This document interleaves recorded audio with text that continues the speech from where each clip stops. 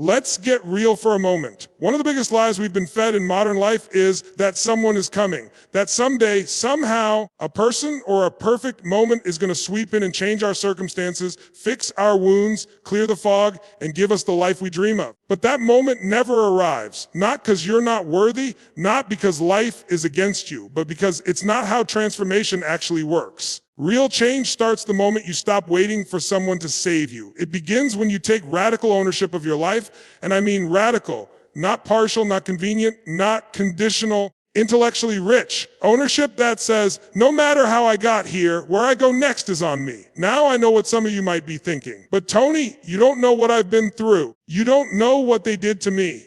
You don't know what I lost. You're right, don't. And I'm not here to dismiss your pain. I'm here to tell you that you can honor your pain without living in it.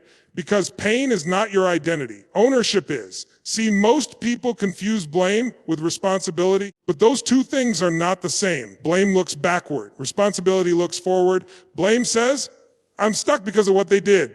Responsibility says, I refuse to stay stuck because of what they did. Ownership isn't about denying injustice. It's about choosing not to let it define your next chapter.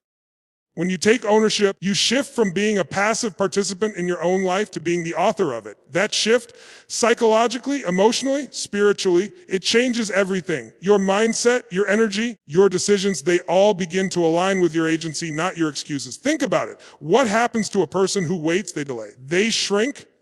They give up their power to circumstances. But what happens to a person who owns? They act, they build, they grow. It's not about control. It's about command. You may not control everything that happens to you, but you do command how you respond, how you interpret, how you rise. Now, I want to be clear. This isn't about toxic positivity. This isn't about ignoring the very real struggles you're facing. It's about understanding that no breakthrough comes from victimhood. Victimhood may explain the story, but it can't write the future. Ownership can. The moment you stop saying, why me?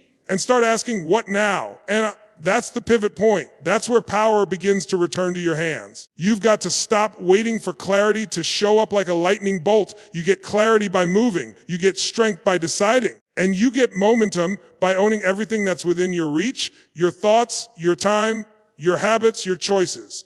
Here's something you need to learn. No one owes you a rescue plan. Not your parents, not your partner, not your boss, not even the universe. And that's not bad news. That's actually the best news you'll ever get. Because the moment you stop expecting salvation, you start embodying transformation, you stop outsourcing your greatness, and you start developing it from within. I've coached thousands of people over the decades, CEOs, C-athletes, everyday people like you and me, and you know what separates the ones who rise from the ones who stay stuck? It's not talent, luck, it's not some magical set of circumstances. It's ownership, it's the people who say, I'm not waiting another year, another month, another minute. I'm stepping into the arena of my own life, ready or not. And look, you don't have to do it all at once. Ownership isn't about being perfect.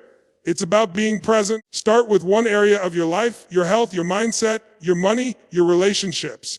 Ask yourself, where have I been waiting? Where have I given my power away? And what can I reclaim today? The smallest shift in ownership can create massive momentum. The truth is, you don't build confidence by reading about it. You build it by showing up for yourself when it's hard. You build it by doing what needs to be done, even when no one's watching, even when no one's clapping, even when you feel like quitting.